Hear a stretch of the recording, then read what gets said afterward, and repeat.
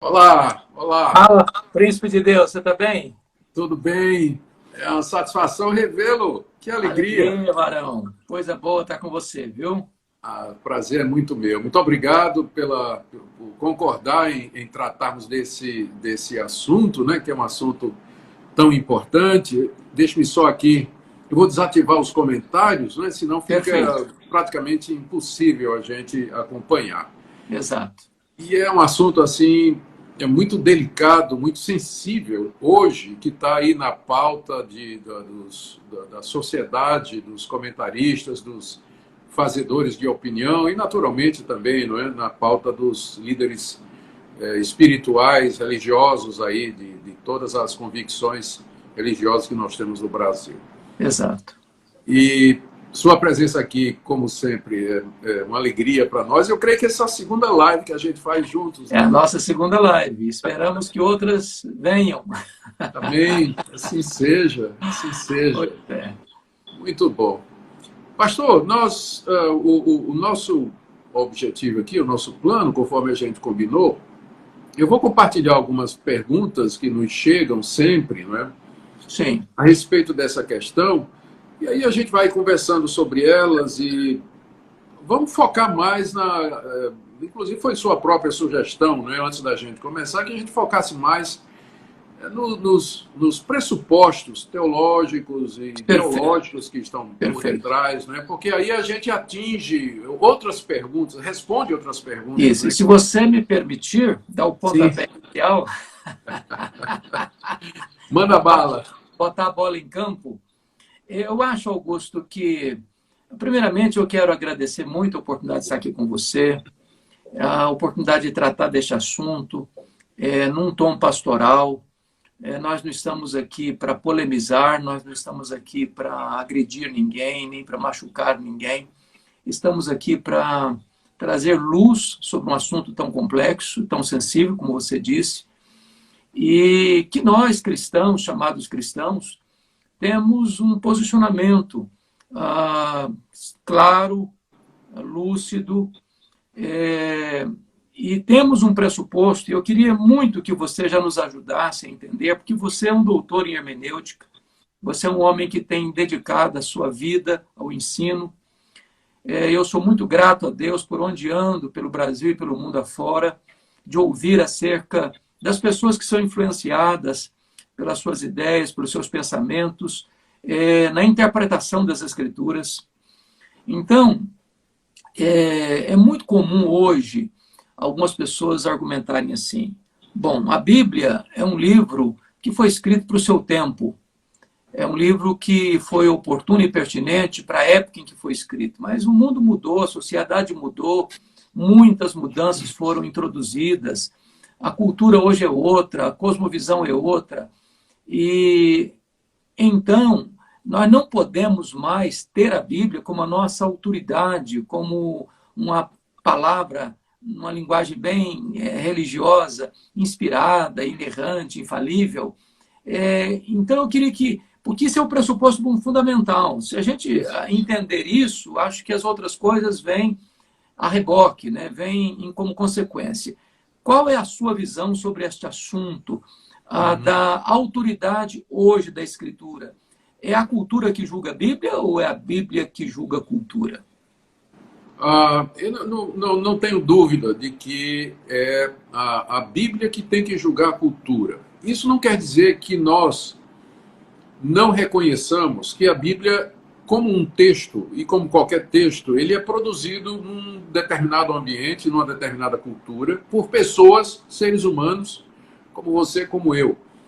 Então a Bíblia guarda traços da cultura em que ela foi escrita. Os originais bíblicos foram escritos em hebraico, aramaico e grego, que são línguas que não são faladas hoje, não são mais línguas correntes, vivas, por assim dizer. Então, esse já é um aspecto, né? Boa parte, se não quase toda a Bíblia, foi escrita na cultura do Antigo Oriente. O livro mais recente da Bíblia foi escrito há 2000 anos, o mais antigo, talvez, há 3.500 anos atrás. Então, é claro, a gente leva em consideração esse tipo de coisa. Mas o nosso ponto é que, sendo a revelação de Deus, Deus põe na Bíblia princípios eternos e imutáveis e que valem em todas as épocas, em todas as culturas, e que recebem diferentes expressões nas demais culturas. Deixe-me dar um exemplo aqui.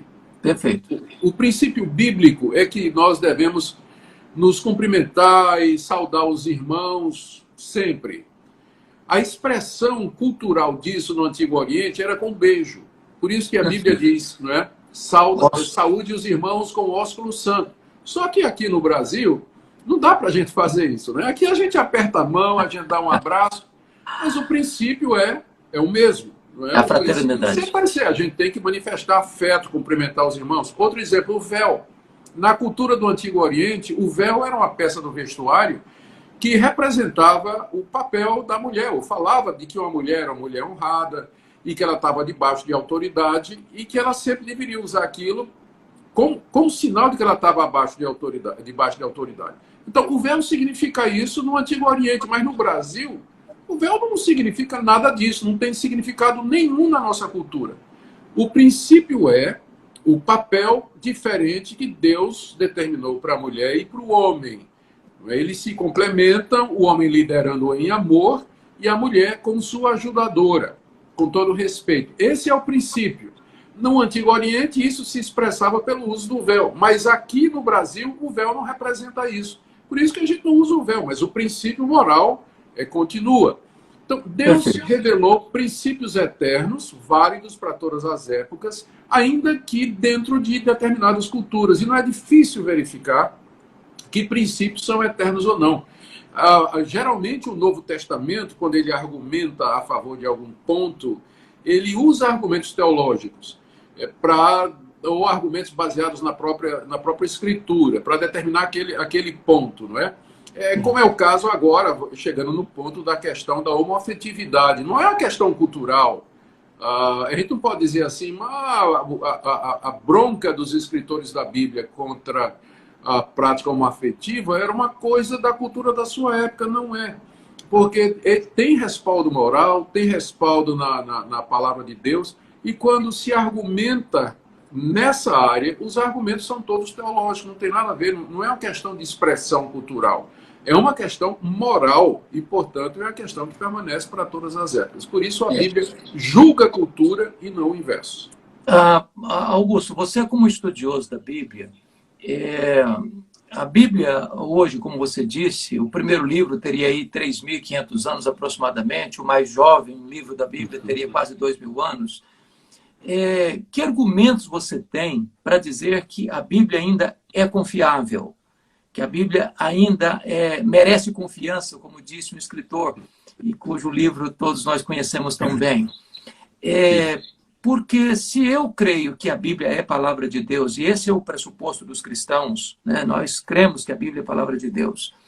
A pergunta é, esse livro merece confiança mesmo? Ele suporta uma análise exaustiva, ele suporta interrogações de mentes brilhantes que vão questionar se esse livro é um livro digno de confiança? Qual é a sua posição sobre isso? Porque nós ainda estamos lançando os fundamentos, né? Estamos tratando dos pressupostos. É verdade. Olha, Hernandes, tem muita coisa que a gente poderia argumentar em prol da confiabilidade da Bíblia. Tipo assim, a sua antiguidade, a harmonia do seu conteúdo. São 66 livros escritos em épocas diferentes, por autores diferentes, mas a mensagem é a mesma.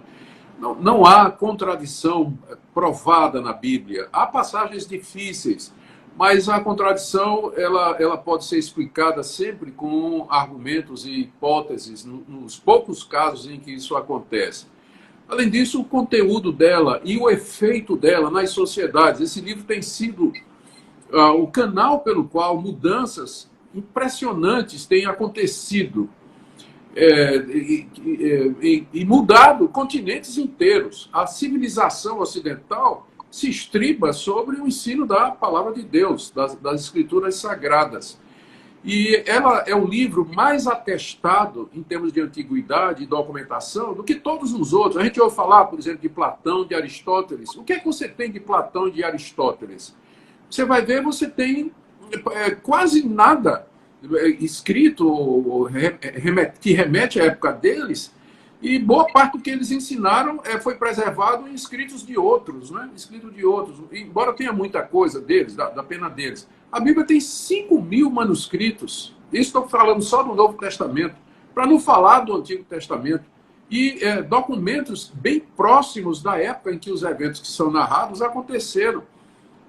E através dos anos não existe, Hernandes, um livro que tenha sido mais perseguido, mais atacado e mais criticado do que a palavra de Deus. Ateus se levantaram para dizer que esse livro em breve seria como Voltaire, por exemplo, né, que profetizou o fim do cristianismo, e né, pouco tempo depois da morte dele, o cristianismo está explodindo em todo quanto era lugar da Europa. Então, humanamente falando, nós temos muitos argumentos. Agora, a prova maior, e eu sei que para muitas pessoas isso é bastante subjetivo, mas não tenha dúvida, mas a evidência maior, o convencimento final de que a Bíblia é a palavra de Deus, de fato é a autoridade dela. Você lê o livro e ele diz, né? Você sente que você está diante da palavra de Deus. A Bíblia se auto-valida. A gente chama isso do testemunho interno do Espírito Santo, quando o Espírito Santo nos convence, nos persuade da autoridade da palavra de Deus. Esses outros argumentos a gente pode usar, mas de fato a persuasão última é essa, de que nós estamos diante da palavra de Deus pela autoridade, né? A Bíblia se auto-impõe, né? Ela se auto-apresenta e se autentica, né? Se é que eu posso falar assim. Me permita avançar um pouco mais agora, do ponto de vista da história. Porque hoje alguns críticos das Escrituras, da Bíblia, e os críticos também do protestantismo, sobretudo do protestantismo calvinista reformado, de que é um grupo de obscurantismo, de absolutismo imposto, que produz uma opressão nas pessoas. Olhando isso do ponto de vista histórico das nações, eu acho que você deve ter lido lá atrás um livreto chamado O Futuro dos Povos Católicos, onde o autor trabalhava que as nações que foram criadas, fundadas, estabelecidas sob a autoridade das Escrituras, como isso desenvolveu a ciência, a academia, o desenvolvimento social, o resgate do valor humano, né? Você poderia dar uma pincelada para nós sobre isso? A importância da Bíblia na cultura dos povos, no desenvolvimento dos povos, das nações? Sim. Em termos de pesquisa científica, por exemplo, desenvolvimento do conhecimento, você já se perguntou por que é que a ciência moderna ela não nasceu nas culturas mais antigas do que, por exemplo, a cultura da Europa na Idade Média? Por exemplo, por que a ciência moderna não nasceu na China, não nasceu na Mesopotâmia, não nasceu na Índia, e não nasceu entre os egípcios? Eles tinham tecnologia, é claro, mas a ciência moderna, não é? Por que é que ela foi nascer na Europa medieval, pouco antes da Reforma Protestante, e depois da Reforma Protestante muito mais ainda? É porque a Bíblia desmistifica a natureza. Todos esses povos são panteístas. Eles acreditam que Deus é a natureza e que a natureza é divina. E isso inibe a pessoa a pesquisar o funcionamento da natureza, porque ela estaria entrando no segredo dos deuses, estaria ofendendo os deuses. Mas a declaração bíblica, no princípio criou Deus os céus e a terra, a ideia de que Deus é o criador, sustentador do universo, que ele fez o universo funcionando com leis e leis justas, leis bonitas e leis confiáveis, porque Deus é assim, isso libertou o homem da Idade Média na Europa para começar a pesquisar, entender por que as coisas funcionam daquela maneira. Então, a visão bíblica de mundo, que é diferente do panteísmo, ela está por detrás do surgimento da moderna ciência, das grandes universidades. Também, em termos de política, a Bíblia fala, ela ensina a igualdade de todos os homens são criados à imagem e semelhança de Deus, o valor do homem não está no seu progresso financeiro, no seu conhecimento, no seu status social, mas no fato de que ele foi feito à imagem e semelhança de Deus. Por isso ele tem valor, ele tem dignidade, ele E aí está a base do que a gente chama dos direitos civis fundamentais. O Wilberforce, lá na Inglaterra, um cristão convicto, membro do parlamento, foi o que é responsável pela redução da carga de trabalho, pelo impedimento do trabalho infantil, a luta contra a escravidão, né? Já começa com Wilberforce e outros, né? Logo então, após a sua morte, aconteceu, né, a libertação dos escravos lá. Sim.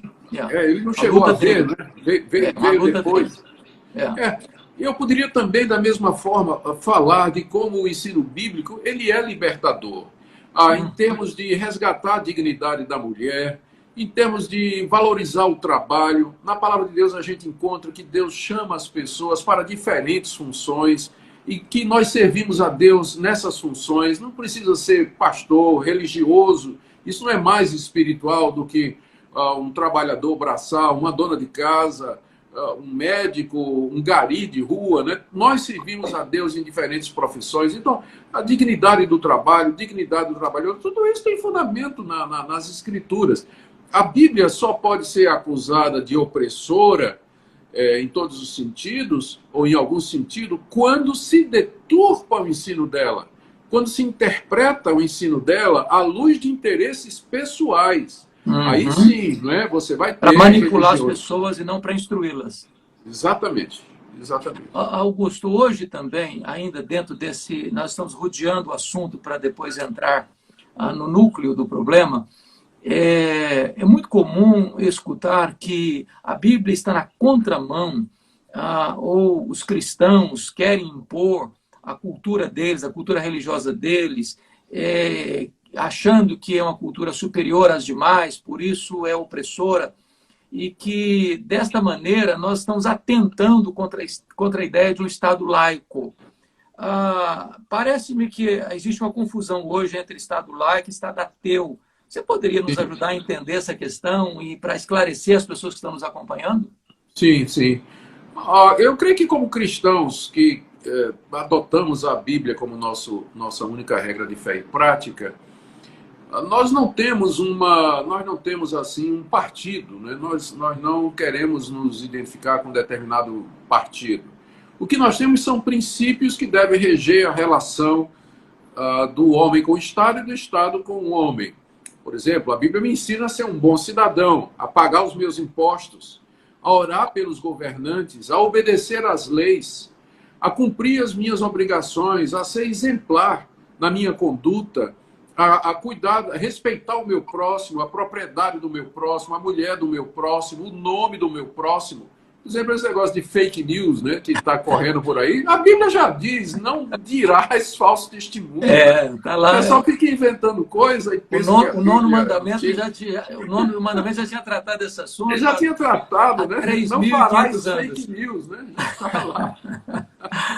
Exatamente. Então, a Bíblia já me ensina a ser um excelente cidadão, qualquer que seja o regime.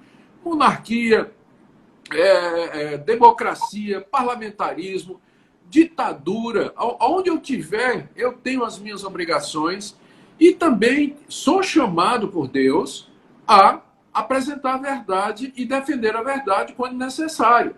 Então, se eu tiver num regime político que me permita liberdade de expressão, eu posso usá-la com todo respeito para me dirigir ao governo e dizer, essa lei não faz sentido, isso aí não ajuda o próximo, não ajuda a causa da família, não ajuda, enfim, o cidadão, não protege a nossa integridade. Eu tenho toda a liberdade para fazer isso, se o regime permite, né? Se o regime assim permite. Por outro lado, a Bíblia também fala dos deveres dos governantes. Exato. Eles têm que punir o mal, eles têm que reprimir os criminosos, e ele tem que dar condições para que o homem de bem, o cidadão, ele ganhe o seu pão, tenha acesso à educação, ele tenha acesso a todos os direitos civis fundamentais e que ele preserve, não é, a integridade, busque o bem comum. Isso está lá em Romanos, capítulo 13. Então, independente do regime, independente da situação, o cristão tem esses parâmetros aí. Essa é a nossa bandeira, não é? E é assim que a gente deve agir, é assim que a gente deve prosseguir. Então, quando eles dizem que a gente quer impor a nossa cultura a superior a deles, eles não tem uma cultura. O cristianismo, ele tem sobrevivido em todas as culturas. O cristianismo sobrevive na China. Aliás, quando o cristianismo inicia, lá no começo do primeiro século, a Israel vivia debaixo de uma ditadura terrível, Totalmente. né? Terrível. Do Império Romano. É. A igreja nasceu debaixo do Império Romano, né? Bem lembrado. A igreja tem sobrevivido, olha, em democracia, sistema parlamentaristas, tem vivido debaixo da monarquia. E esse é Ela tem...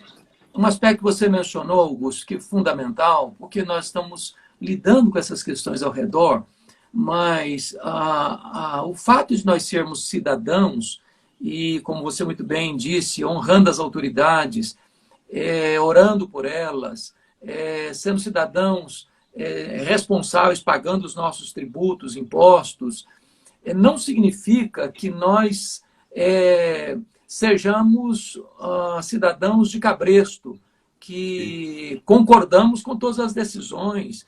Há momento em que a igreja, os cristãos, precisam alçar a sua voz e alertar as autoridades. Como os reformadores diziam, que somos a consciência do Estado nesse sentido. Isso, né? isso. Então,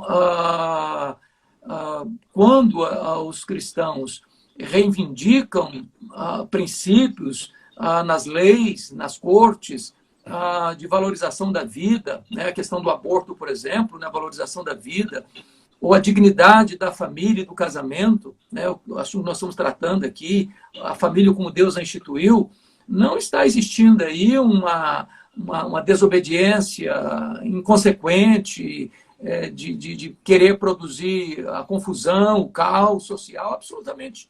Nós estamos aí buscando aquilo que entendemos historicamente que pavimenta o caminho do progresso, do bem-estar da nação, do bem-estar da família, do cidadão. É isso mesmo, Augusto? Isso mesmo, pastor. Não tem como colocar melhor do que isso, não.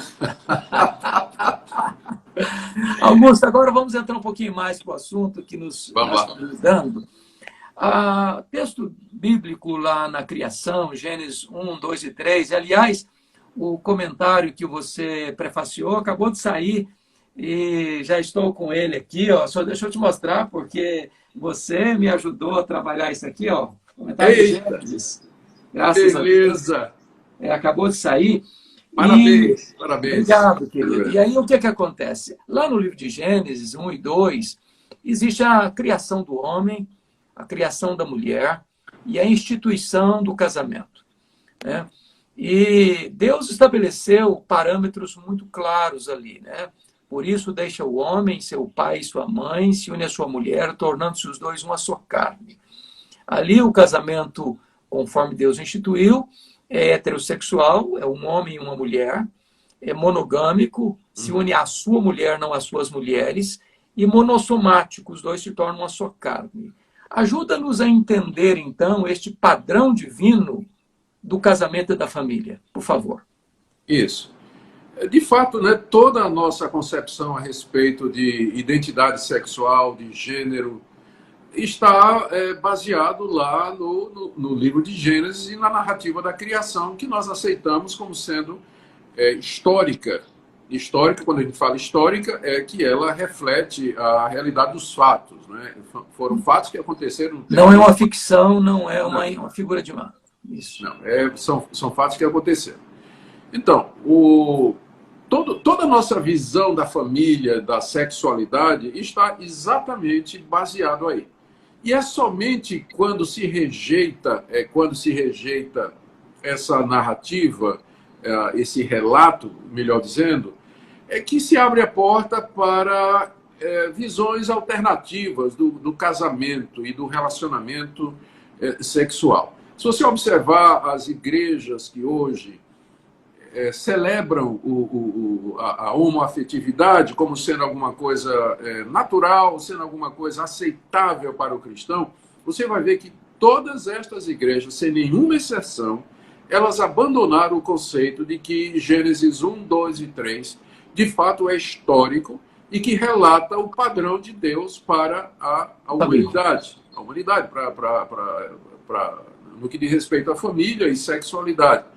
Então, há várias igrejas que fazem isso, que adotam ou que vêm, né, querem inclusive nos convencer de que o cristão deve aceitar a homoafetividade como sendo algo absolutamente normal, algo, né, que inclusive foi Deus que teria feito e tudo mais. Não tem como a gente fazer isso e, ao mesmo tempo, manter uma visão da Bíblia como sendo histórica e como sendo autoritativa, né, que foi o ponto com o qual a gente começou a nossa live. Então, é isso aí. Jesus citou, inclusive, isso, quando ele fala do casamento, lá em Mateus 19, ele usa o relato da criação. O apóstolo Paulo cita o relato da criação, pelo menos umas 3 vezes nas suas cartas, quando ele trata da questão familiar também. Então, para nós, é o fundamento e é a base. Esse é um ponto, Augusto, que eu acho, e você tem acentuado isso, vital, porque é uma questão da hermenêutica. Se eu chegar para afirmar que a Bíblia é um livro que foi, mas não é, que ela é arcaica, que ela é arcaica, que ela é desatualizada, que eu preciso ressignificar os textos, que eu preciso atualizar os textos, e que eu não posso mais usar este ou aquele ou alguns versículos para dar a direção para a sexualidade humana em pleno século XXI, que isso aí é obscurantismo, que isso aí é opressão. Então, por isso nós começamos a nossa live tratando da autoridade das Escrituras. Porque nós estamos tratando o assunto, a ideologia de gênero e os cristãos, ou o cristão e a ideologia de gênero. Nós não estamos tratando aqui o que o homem secular pensa, o que o filósofo tal pensa, o que o pensador tal pensa, o que o segmento religioso A, B, C ou D pensa, ou o que o governante tal, ou o legislador tal, ou o juiz tal pensa. Nós estamos aqui tratando do que a Bíblia, a palavra de Deus, que é nossa regra, né, nossa única regra de fé e prática para os cristãos, estabelece. Então, nós não nos curvamos às mudanças da sociedade, porque a sociedade está mudando todo dia, toda hora. O que era errado ontem é certo hoje, o que era proibido ontem é incentivado hoje, o que era talvez errado ontem é certo hoje, ou o que é certo hoje é errado ontem. Então, essa salada toda, porque é uma ética relativa e situacional. Então, nós precisamos deixar claro para as pessoas que estão nos acompanhando que nós cremos firmemente, não é uma crença cega, como você disse, não é um entendimento obscurantista, né? As mentes mais brilhantes, se não as mais brilhantes, dentre as mais brilhantes, são mentes cristãs, são homens que creem na Bíblia, com a palavra de Deus. Isso não é obscurantismo, isso não é atraso cultural, isso não é despojar-nos de inteligência, né? Para nós, a Bíblia é a palavra de Deus, nós temos evidências robustas disso. Sim. E parâmetro para a questão do entendimento do que é gênero, masculino, feminino, o que é casamento, quais são os princípios estabelecidos por Deus no casamento. Não é o fato da sociedade acolher este ou aquele pensamento, não é o fato de o parlamento este ou aquele aprovar, não é o fato de uma corte valorizar ou valorar aquela decisão, que vai legitimar para os cristãos esta ou aquela prática. Continuamos entendendo que a Bíblia é a nossa única regra de fé e prática. Estou errado ou é isso mesmo? Não, certíssimo. A única forma, Hernandes, da gente, do cristão ou da igreja cristã, considerar a ideologia de gênero como sendo alguma coisa aceitável e a igreja aceitar a ideologia de gênero é relativizando a Bíblia. É relativizando, dizendo que o ensino dela é relativo, que foi condicionado ao veso cultural da sua época. E aí nós abrimos um precedente perigoso. Significa, então, que toda vez que, aquilo que você falou, toda vez que a cultura segue uma determinada posição, então nós refazemos o nosso entendimento da Bíblia. Então, se isso é relativo, tudo mais que a Bíblia ensina sobre a área sexual, por que não é relativo também? Uma vez que foi também escrito numa cultura. Então, todo tipo de relacionamento sexual estaria liberado. Não é? Como, de fato, esse pessoal não é, se quer hoje. Não é? Todo tipo de relacionamento, pedofilia, incesto, poliamor, né, como é chamado, né? Bestialismo, relações do ser humano com animais. Isso tudo já vem sendo defendido. E se a gente disser para essas pessoas, olha, mas né, do ponto de vista cristão, do ponto de vista da Bíblia, estes são comportamentos sexuais que não são aprovados por Deus, a pessoa vai dizer, não, mas isso aí é relativo, a Bíblia foi escrita numa determinada cultura, né? Nada disso aí vale para hoje, né? Hoje em dia nós já temos uma outra compreensão, então está aberto aí a porta para para a relativização de toda a ética bíblica, de toda a moral bíblica baseada na Bíblia. E o que é, de fato, um precedente perigoso, mas a gente caminha para lá, não é? A gente caminha para lá. Tá, me permite. Sim, pode terminar o seu raciocínio. Isso. Por exemplo, você levantou bem a questão aí, puxou o assunto para Gênesis 1, 2, 3, maravilhoso. Pelo aquele relato, gênero é definido biologicamente, não é só sexo, não. Que esse é o discurso, né, da ideologia de gênero, que sexo é biológico, mas o gênero ele é definido pela sociedade ou por uma decisão da pessoa. Então a pessoa pode ser biologicamente um homem, mas ela se entende pelos padrões da sociedade ou por uma autoconvicção, uma autodescoberta de que ela é mulher. Então ela é uma mulher presa no corpo de um homem. Então, sexo é biológico, gênero é definido pela sociedade. Mas aí isso quebra, né? Isso vai bem. Primeiro, né? A Bíblia manda que a gente se ame. Né? Ama teu próximo como a ti mesmo. Se eu me amo, eu vou amar-me como Deus me fez. Né? Eu vou amar-me como Deus me fez. Deus me fez um homem. Então eu vou amar o meu corpo, vou valorizar o meu corpo. Eu não vou querer impor aquilo que eu considero subjetivamente que eu sou em termos de gênero ao meu corpo biológico, né? Eu estaria fazendo uma violência ao meu corpo biológico. Então, é muito difícil a gente adotar o pensamento da ideologia de gênero e ainda manter uma visão de que a Bíblia ela é a palavra de Deus e que ela é a nossa regra de fé e prática. Como eu disse, a única forma para a gente fazer isso é relativizar a Bíblia ou ignorar completamente o que ela diz. Mas não dá para ser cristão bíblico e seguir e adotar a ideologia de gênero como sendo alguma coisa aceitável. Augusto, outra coisa que também merece um esclarecimento é que, não raro, algumas pessoas acusam os cristãos, e eu quero aqui me alinhar com você, que muitas pessoas, em nome do cristianismo, torcem as escrituras para o seu bel prazer ou para as suas conveniências pessoais. Mas eu estou me referindo agora ao cristianismo legítimo, sim, ao cristianismo bíblico. Então, algumas pessoas acusam os cristãos de serem homofóbicos. Uhum. Então, é muito comum hoje as pessoas, fulano é homofóbico, e não só o fato de mencionar o assunto já virou homofóbico, né? Essa acusação cola no verdadeiro cristão que crê que a Bíblia é a palavra de Deus.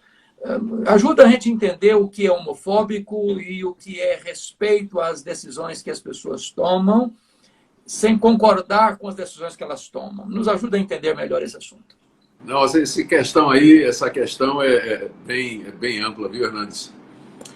Vamos lá, vamos ver aqui como é que a gente faz isso aqui, como é que a gente destrincha tudo isso aqui. Em primeiro lugar, nós temos que reconhecer com muita tristeza que muitas igrejas, pastores e cristãos têm tido realmente uma atitude de homofobia. O que seria uma atitude de homofobia?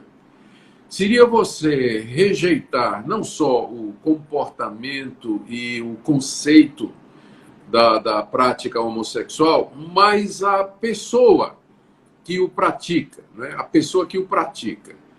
e aí tratar aquela pessoa de maneira indigna, insultar aquela pessoa, enfim. Então, a homofobia seria isso. Eu posso perfeitamente discordar de uma pessoa que é homoafetivo, né, no seu relacionamento sexual. Eu posso perfeitamente discordar dessa pessoa e, ao mesmo tempo, expressar, né, com civilidade a minha discordância. Né? Eu posso discordar da pessoa, mas não quer dizer que eu vou rejeitar aquela pessoa. Hostilizá-la. Eu posso ter relacionamentos, posso ser amigo, né, de pessoas. Aliás, eu tenho gente no meu círculo de amigos que vai nessa direção. Então, eu posso ter, né, tratar bem a pessoa, considerar a pessoa, mas ao mesmo tempo dizer, né, quando for necessário e quando a ocasião impuser, dizer do meu posicionamento contrário àquela prática. Então, o cristão pode fazer isso, deve fazer isso. Aliás, eu creio que é preciso a gente lembrar que há pessoas que são de fato crentes, nasceram de novo, são regeneradas, mas elas sentem atração por pessoas do mesmo sexo. É possível acontecer isso. O fato de que eu me converti não quer dizer que eu fui liberto de todas as tentações do meu coração corrompido. Os resíduos do pecado, a natureza pecaminosa permanece em nós, mesmo depois da conversão. Então, é a mesma coisa um heterossexual. A pessoa, depois que se converteu, ela vai continuar se sentindo atraída por pessoas de outro sexo, por mais de uma, inclusive por aquelas que não são seu marido ou sua esposa. Então, da mesma forma que eu luto contra as tentações de ser heterossexual, essa pessoa vai estar lutando também contra aquela tentação da prática homoafetiva, né? Aquela atração por pessoas do mesmo sexo. Então, existe essa possibilidade e a igreja deveria reconhecer isso e acolher essas pessoas e ajudar essas pessoas da mesma forma que ajuda outras que têm inclinações para outros lados, né, para outros comportamentos que não seriam de acordo com o comportamento ético da palavra de Deus. Então, essas pessoas precisam de ajuda, elas precisam de orientação, de graça, para conviver. Eu venho já há algum tempo acompanhando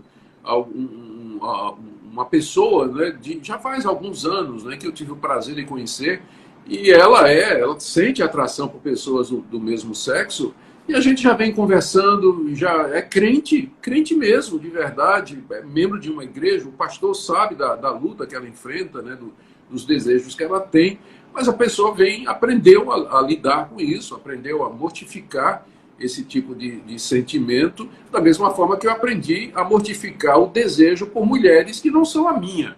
Né? Todo homem heterossexual, ele vai sentir atração por outras mulheres que não seja dele, né? Não seja dele. Então ele tem que mortificar também esse tipo de coisa, né? Então aqui talvez, eu acho muito obrigado, Augusto, por você trazer esse esclarecimento, porque às vezes, nós vivemos num país de tantas radicalizações daqui e dali, e às vezes na defesa de uma tese ou de uma verdade, a gente corre o risco de se tornar cáustico, né? Às vezes implacável até, duro demais, e machucar pessoas. Então, precisamos distinguir o que é não concordar com uma prática, com uma escolha, e respeitar a pessoa como ser humano, com dignidade. Inclusive, uma pessoa dessa, chegando a uma das nossas comunidades, ela não ser hostilizada, não ser repudiada, rechaçada, mas amada. Porque, como você muito bem disse, todos precisam e carecem da graça de Deus, da glória de Deus. Então, o evangelho é para todos, né? Então, se existe algum cristão que, em nome do cristianismo, desenvolve essa questão da homofobia, precisa refletir isso à luz das Escrituras. E talvez uma coisa boa que a gente pudesse relembrar agora é a experiência que o apóstolo Paulo teve na cidade de Corinto, né? Na cidade de Corinto, porque muitos membros da igreja de Corinto vieram de uma prática homoafetiva. Era uma coisa muito comum em Corinto, né? Havia ali o templo de Afrodite, né, na Acrópole, em Corinto, e muitas pessoas que vieram para a igreja, convertidas a Cristo, deixaram aquela prática, né? Como você disse, poderiam ser tentadas, e como qualquer ser humano é tentado em muitas coisas, né? Mas a outra coisa que talvez você pudesse nos ajudar é, uma vez uma pessoa achando que é homossexual, homossexualidade ou homoafetividade, para sempre ela vai ter que ser aquilo. É possível uma pessoa ser convertida a Cristo e alguém que se intitulava homossexual tornar-se heterossexual, casar-se, construir família, ter filhos. Na sua experiência pastoral, você tem visto isso? Na história da literatura, você tem visto isso? Você acha isso possível e plausível hoje? Uhum. E aquele texto que você cita de Paulo escrevendo a Corinto, né, aos cristãos de Corinto, 1 Coríntios 6, se não estou enganado. 6, 9 a 11. Isso. Ele diz assim, ele dá uma relação de comportamentos contrários à ética bíblica, e lá no meio ele coloca a prática da sodomia e a prática do homossexualismo. Né? É que a palavra que ele usa para sodomita... Sodomita, né? É efeminado. Isso, e tem a palavra para efeminado. Né? Ele usa para indicar o passivo e o ativo. O ativo, né? isso. Ativo, exato. E aí ele diz, alguns de vocês foram assim, mas vocês foram justificados, santificados, vocês foram transformados pelo poder de Deus, né? Mediante a fé no Senhor Jesus Cristo. Então, eu creio que é possível haver essa transformação, mas ela pode acontecer eu creio que a Bíblia está mais... Uma vez que a gente faz a distinção entre tentação e pecado, a gente percebe que a Bíblia, para a tentação, manda que a gente resista, né? E pecado, a Bíblia é completamente contra, né? Contra. Então, eu creio que o foco da Bíblia é mais na prática, na prática pecaminosa. Não é pecado você ser tentado. Jesus foi tentado, mas ele nunca caiu em tentação. Então, pessoas podem ser tentadas e não cair em tentação. Então, eu creio que esse vai ter que ser o caso de outros. A literatura que eu tenho lido, recentemente li um livro de Nancy Pearcey, muito bom, Love Thy Body, Ame o Seu Corpo, está em processo de tradução, que trata exatamente da questão de ideologia de gênero. Ela traz alguns exemplos e ela documenta alguns casos em que a pessoa era praticante homoafetivo e depois de uma experiência com Cristo, ela mudou, né? Ela largou a prática e casou com pessoa do outro sexo, constituiu família. Mas eu creio que boa parte dos casos isso não acontece. Não acontece. A pessoa reconhece que os seus pecados diante de Deus, todos os pecados, se arrepende de todos eles, né? Não só desse, mas de todos. É perdoada por Deus, é recebida por Deus, mas ela vai continuar sentindo aquela tentação o restante da sua vida. E aí ela precisa de ajuda, ela precisa de graça para aprender a conviver com isso, para mortificar isso aí. No caso de pessoas assim, cuja orientação não é transformada na conversão, ela vai ter que optar pelo modelo do celibato, que é uma opção bíblica, perfeitamente bíblica. 1 Coríntios capítulo 7, o apóstolo Paulo fala da pessoa permanecer solteira e pura, para a glória de Deus, uma vez que só se sente atração por pessoas do mesmo sexo e que isso não bate com a ética bíblica, então a opção para o cristão é permanecer solteiro. E como eu disse, eu vim acompanhando um caso que foi essa a opção dele, né? E ele já vem se mantendo assim já por muitos anos, né? Por muitos anos. Então, é isso que a gente precisa fazer, ajudar esses queridos irmãos, né, que sofrem. Nessa forma de ajuda, me permita recomendar aqui 2 livros. Esse livro, Uma Resposta à Ideologia de Gênero, é de um pastor presbiteriano, Alan Ruas. Eu li o livro, não sei se você já teve a oportunidade de ler essa obra. Não, fiquei super interessado agora, que o assunto uma obra interessa bastante. Excelente, está no Amazon, pode adquirir no Amazon. e é uma obra muito bem feita, muito bem pesquisada, muito bem abalizada do ponto de vista da pesquisa. Um outro livro dele também, do mesmo autor, Alan Ruas, que é um ministro presbiteriano, é Crianças na Mira dos Lobos. Também essa questão um alerta contra a ideologia de gênero aos pais e professores que zelam pela família. Então, as pessoas que estão nos acompanhando aí, quiserem conhecer um pouco melhor esse assunto também, avançar um pouco na compreensão, esses livros estão na Amazon, pastor Alan Ruas, tá?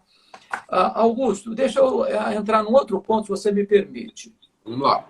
Hoje nós temos aí alguns pais aflitos, né? Hoje você é pai, né? Você é avô, eu sou pai, graças a Deus eu comecei a história de ser avô também, e a gente fica hoje preocupado em relação aos nossos netos, sobretudo que os nossos filhos, eu e você, os filhos já estão criados, né?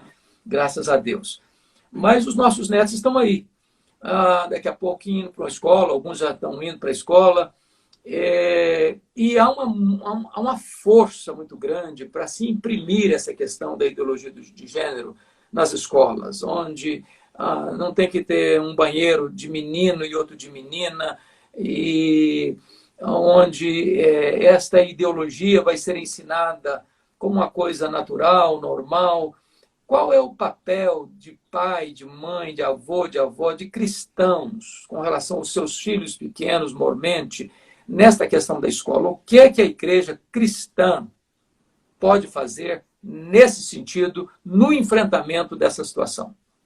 Esse é um momento muito crítico e difícil para a família cristã, especialmente aquelas que têm filhos pequenos na escola ou já adolescentes, pré-adolescentes, nas escolas públicas, né? Toda a educação brasileira foi aparelhada durante anos pela ideologia de gênero. E embora essa postura ela não reflita o pensamento geral da população brasileira, nem no mundo, né? A proporção de gente homoafetiva no mundo é menos de 10%, menos de 10%. Mas eles conseguiram aparelhar o Estado, a educação, os meios de comunicação, a universidade, né, quase todo, a maioria dos professores universitários hoje, não quero generalizar, né, por isso que eu estou colocando assim, bem generosamente, boa parte dos professores universitários hoje, eles são ideologicamente motivados e quando eles ensinam, tratam essa questão. Os ativistas dessa área, o movimento LGTB, se não me engano, não sei o que, não sei como é, tem tanta letra aí que a gente acaba se perdendo, né?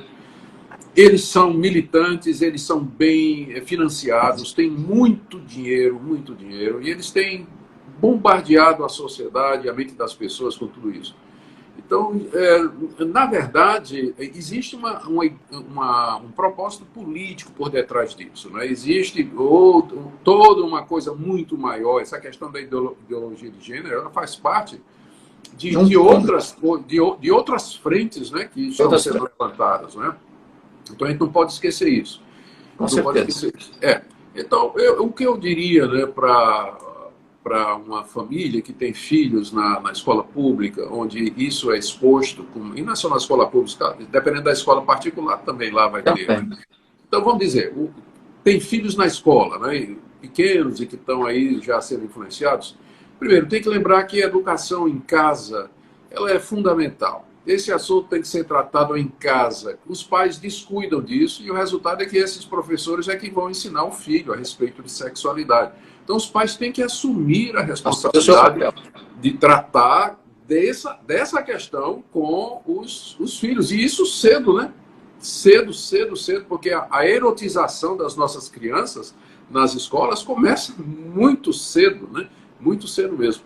Então, eles têm que abordar essas questões e falar a partir da palavra de Deus, do modelo bíblico, da criação, do plano de Deus para a família, como deve ser. Então, primeiro, o pai tem que assumir isso. Segundo, os pais devem procurar boas igrejas, onde haja um departamento de crianças, um departamento infantil, onde haja ensino sério a respeito disso, onde o púlpito também fala a respeito disso. A igreja pode ajudar nesse sentido também. E aí, dependendo da escola pública não tem muita esperança, mas dependendo da escola particular, se seu filho está na escola particular, os pais sempre podem pegar o material que é dado para a criança e chegar e dizer, mas peraí, isso aqui não pode, não é assim, não é? É isso aqui, você está entrando numa área, está conflitando com os meus valores, e aí protestar. E sei de casos, né, de famílias que têm conseguido, né, que em determinadas escolas esse material seja retirado de sala de aula.